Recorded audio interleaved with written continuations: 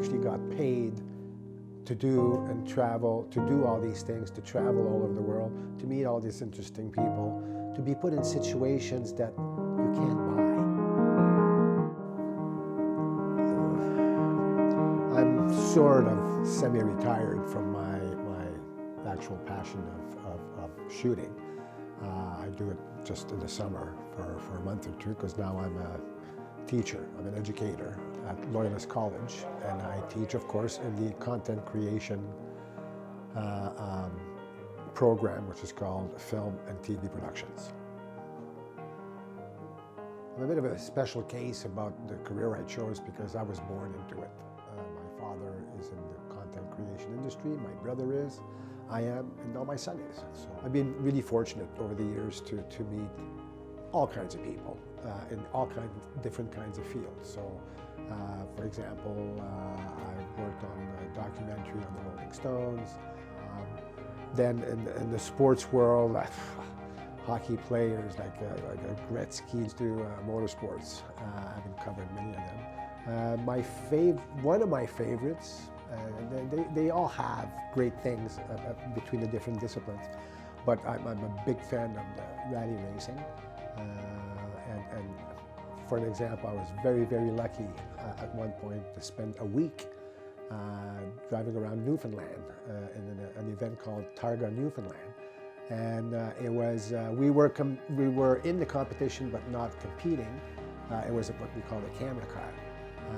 And my driver was a gentleman named John Buffum, who's arguably the greatest North American born rally driver.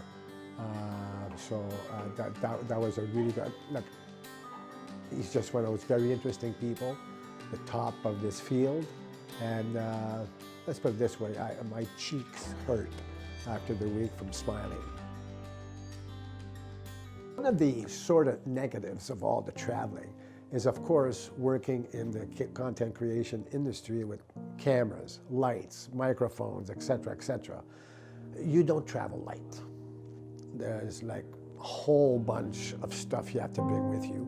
And especially if you go to remote type places, you have to make sure that you have everything, some cases backups.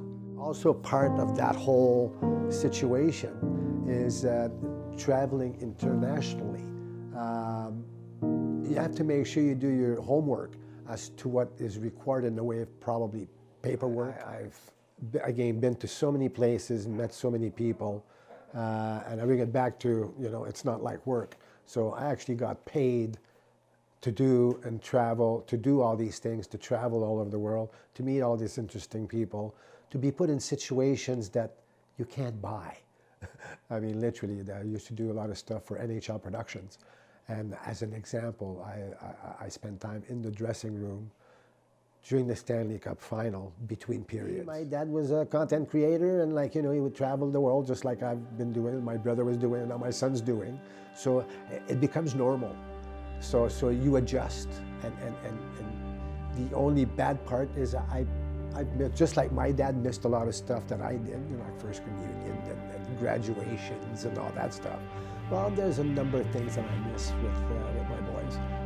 But, you know, you make the best of it when you're there. He says, am I going to travel a lot when I retire? Probably not.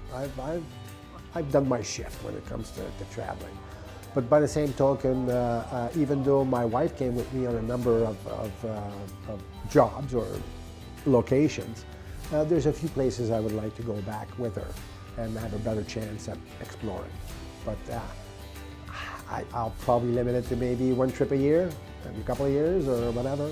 I'm sort of becoming a homebody since I did not have the chance to stay home for 30 some odd years.